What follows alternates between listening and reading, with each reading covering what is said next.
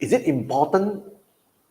Is downtime important, Yes, downtime will cost you some loss, but how can we avoid that?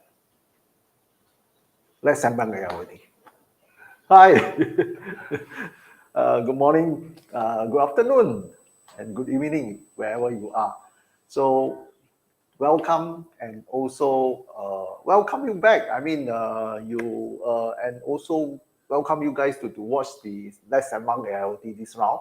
I think we want to take this opportunity to wish all our fellow Malaysian who is Muslim, who is celebrating the Hari Raya, Idul Fitri. Selamat Hari Raya. Yeah, Selamat Hari Raya. I'm Cecily here, and then we are regularly doing this live on every Friday and 4 o'clock. In the afternoon. So this episode is a very special episode. It's something that is extended from the past episode. I think last week we were on the 43. So this one with the 44. Yeah, 44. So 44 actually is a very good number for most of the our Malay friend. Malay friend. Empat. So dapat lah. A lot of people say empat. So wish you a prosperous Hari Raya this round. Dapat a lot of this ketupat also. Yeah. So wish you a nice holiday and also a good celebration for this Hari Raya. So this episode, we will be talking about the downtime. Downtime. This morning we just had a very good discussion with one of our partners. So they were talking about this plastic industry. If you are in the plastic industry, maybe you can share some view or you can give us some comment. In fact, we are talking about AI, we are talking about IoT, on the data collection, and on vision AI and things like that. So for this part, we want to extend something from here because they were talking about this plastic injection. There's some screwing thing in and out.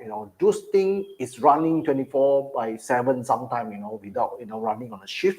So things will wear off. The component failure and so on. So how can you prevent of this unplanned downtime? Yeah.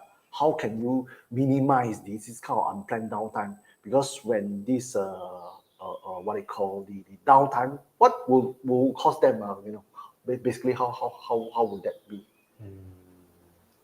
What would cost the unplanned downtime? Yeah. When the unplanned downtime happen, your productivity will decrease. Yeah, of course. Yeah. And then the good that need to deliver to a customer will be delayed. Yeah. Yes. And then if sometimes when delay happen, sometimes maybe customer will sue you. Okay, customer will make a lot of this complaint. Yeah. So the impact for the downtime is great sometimes. That's why in most of the factory operation or in some of the process, they have this so-called scheduled maintenance. Scheduled maintenance meaning the kind of preventive maintenance, right? Preventive maintenance. Because you're talking about just now, we're talking about this kind of a process like plastic injection or motor running and so on. So these are the things that usually things will wear off one. There's a lifetime. It will break down in without your knowledge. Without even you think about it. So this thing can break down. Once this break down, your machine there will be a downtime. So this is also very relevant to some of our topic that we cover, like OEE. OEE in some of the process like plastic, like CNC machines, like in the electronics industry. These are the industry that rely on the OEE data to judge whether your machine utilization and also how efficient the process is being run. Yeah. So today we want to bring back the last week what we have done. We have this kind of sensor. In fact, for a process, maybe I want to ask, for a process to fail, or for a component or some machine to fail, usually there are several criteria or several parameters that cause this thing, or some of these parameters will give you some indication, whether or not your this equipment is still healthy or not. Yeah. So one of them is vibration. Yeah. So totally, roughly, how many of them? For example, one of them is vibration. How do we use this vibration data again? Okay, so usually the vibration sensor will give you the amplitude, velocity, acceleration. Some of them give you the displacement, and then the frequency. And all these things can come from different axes. For example, this sensor provides 3 axes. So you have the x-axis amplitude, y-axis amplitude, z-axis amplitude. Okay, these are the parameters. So can you elaborate a little bit more? What are these kind of parameters that will give you a hint, or will give you a kind of a sign that the equipment is going to fail soon? So let's say, for example, in this case, we are measuring the vibration of a fan. Yeah. So when the fan is running at full speed, it will have certain vibration. Yeah. So when the fan is going to fail, the speed of the fan will become slower. Then the vibration might reduce. It can be reduced, or in opposite way, the vibration become much more greater than the normal condition. Or sometimes inconsistent of speed. Yes. Sometimes the fan jogging. yes, Something sometimes like fast, sometimes slow. So the vibration also inconsistent in that case.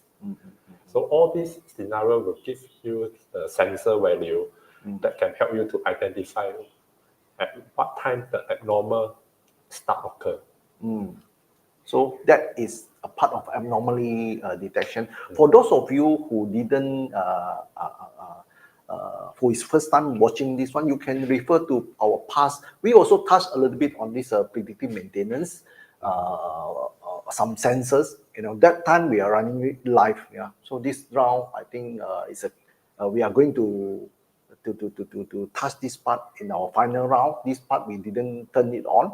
We just want to explain to you how this thing, we are going deeper on how to do this part with the AI or with the current IoT. So in terms of IoT side, what are the component that we use in order to do data capturing first?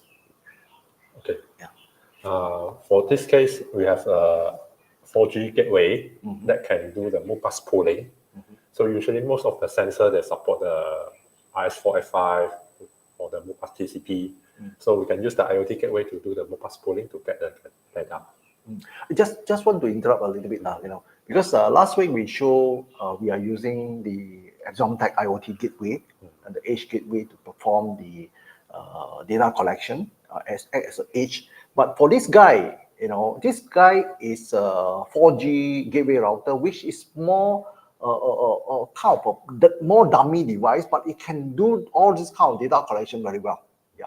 So this part has the two publishing channel. One of them can publish MQTT. You can publish a REST API.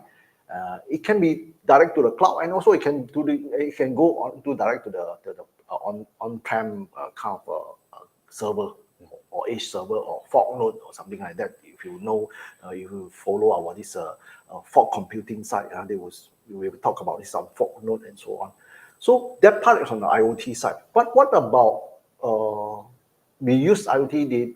We use an IoT device or a gateway to collect all this data, and then on the AI side,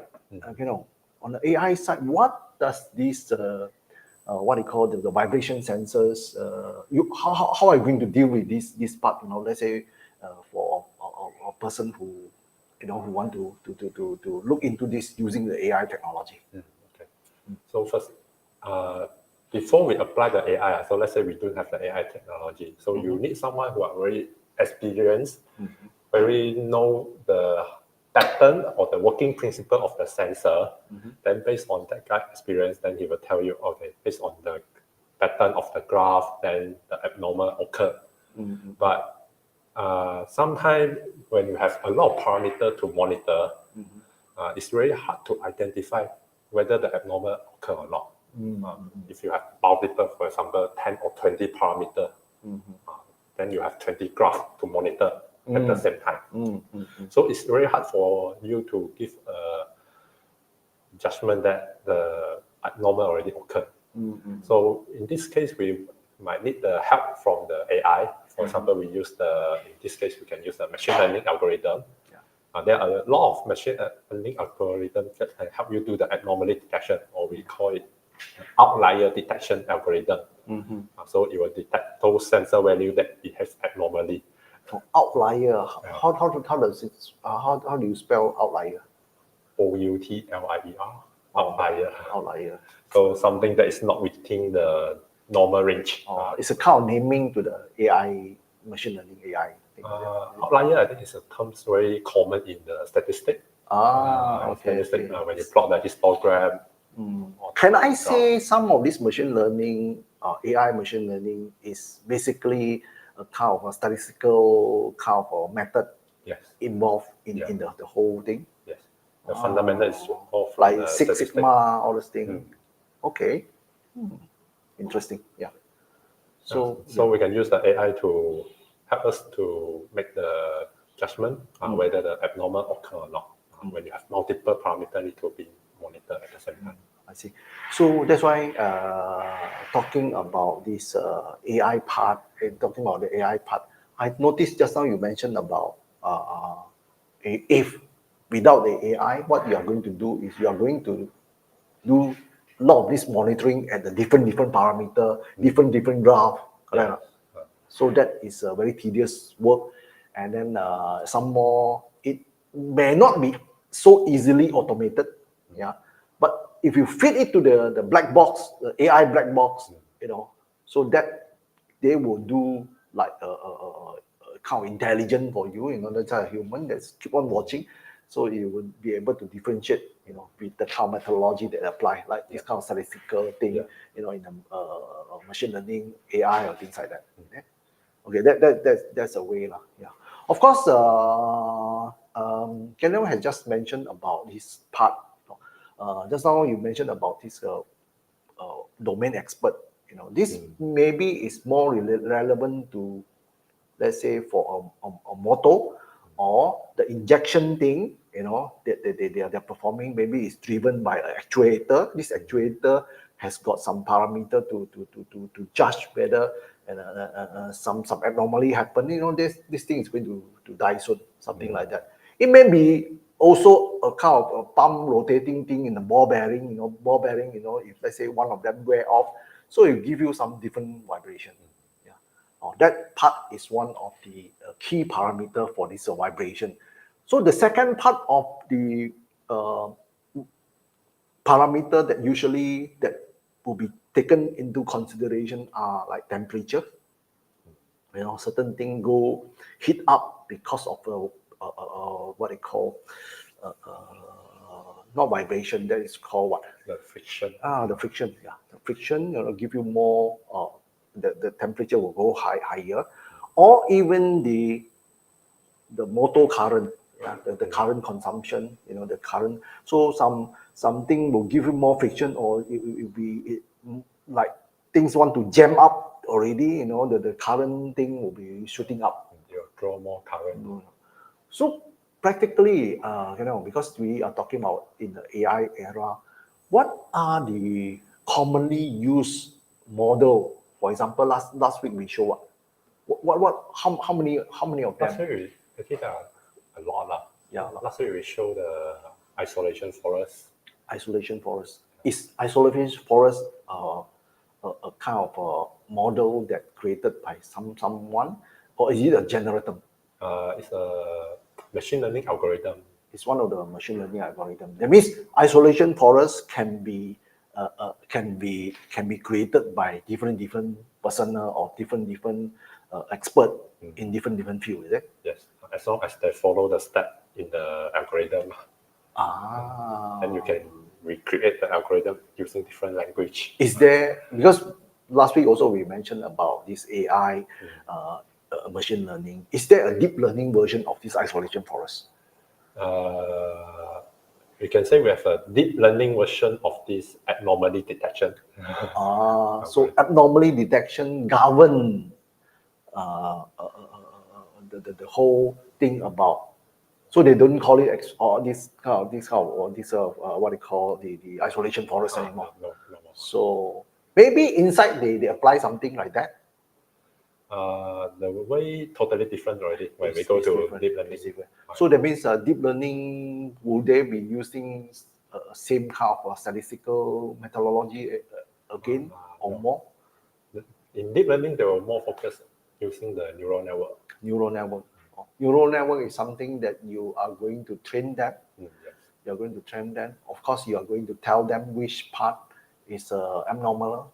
Do you need to tell? No, this is unsupervised. Okay, yeah. If you are using the unsupervised deep learning, then you don't need to tell. So my unsupervised deep learning can be monitoring 10 parameter or 20 parameter, can I say? Yes. So it can be done that way.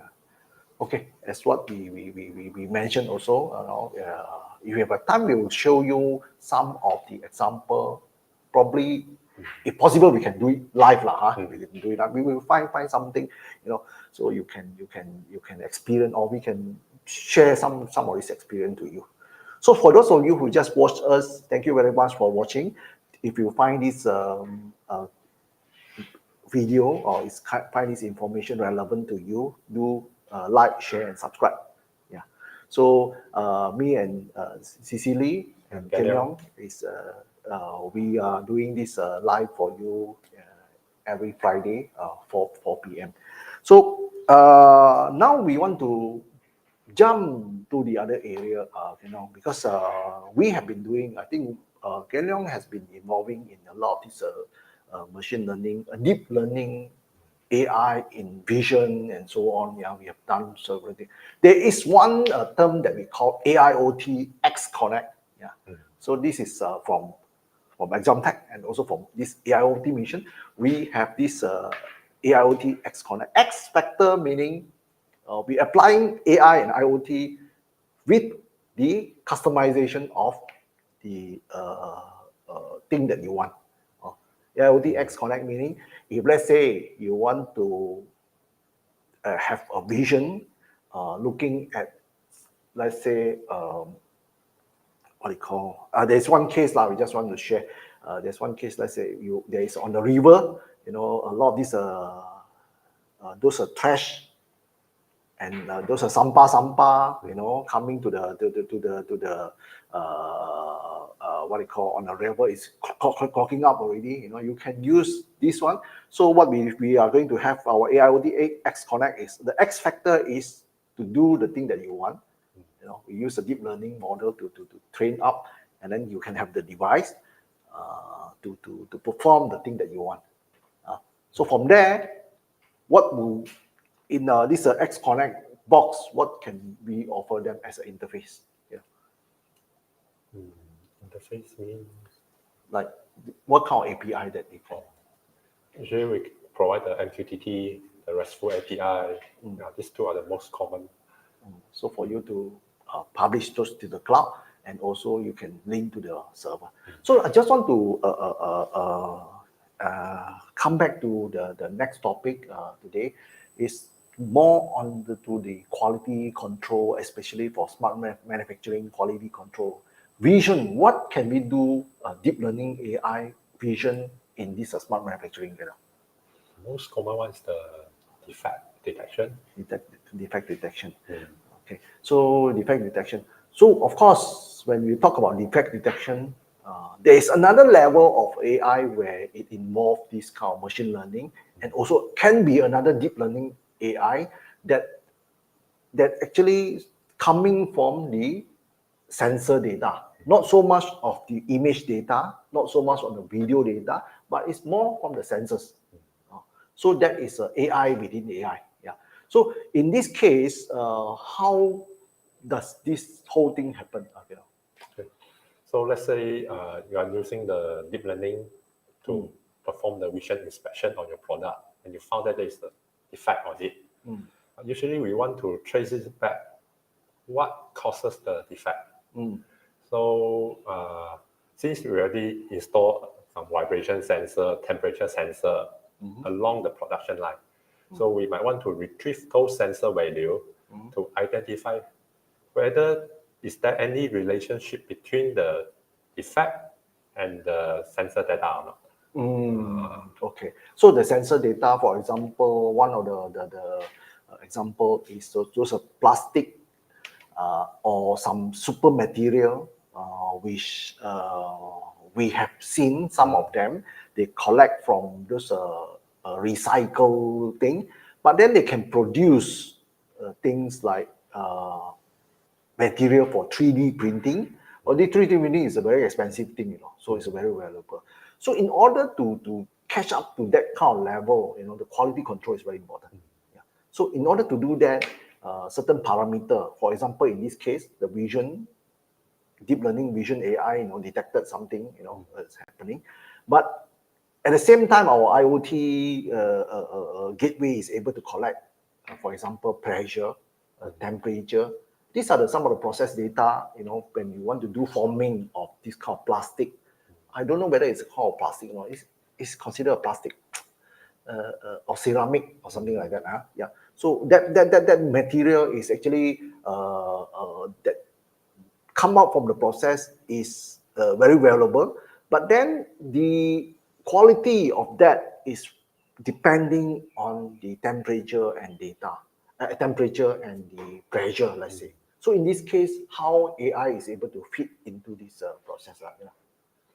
So usually we need to collect a lot of temperature and the pressure data, and then let the AI to learn. In the normal working condition, what are those value for the temperature and the pressure? And then when the AI detects the defect on your end product, so then you need to look it back at those sensor value. So see, is there any abnormal in the sensor value or not? So if yes, then it might become one of the factors that cause the defect. But if no, then we can eliminate those factors and we look for other sources that might contribute to the defect. Okay. So coming to AI question again, So what kind of AI or model that being used in this thing? Is it kind of isolation forest? Is it still apply? Yeah, isolation Forest is it's one of the choices.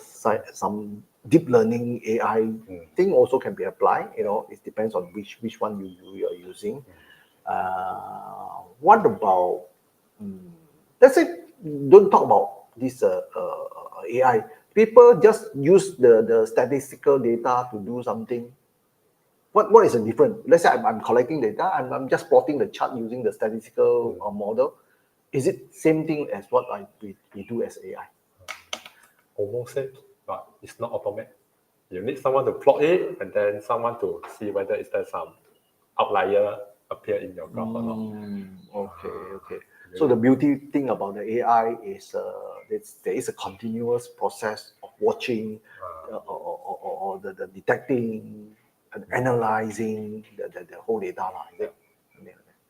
Okay, I think if you have any comment or at all, please do give us a comment. I think this round we are going to do it as short because it's a festive season for our Muslim friends. And is there any more thing, you want to say something? No. So if there's none, so we want to wish all of you, who celebrate Raya, or those people who is on a holiday, happy holiday and Selamat Hari Raya, and enjoy. And we'll see you in the next session. See you. Bye-bye.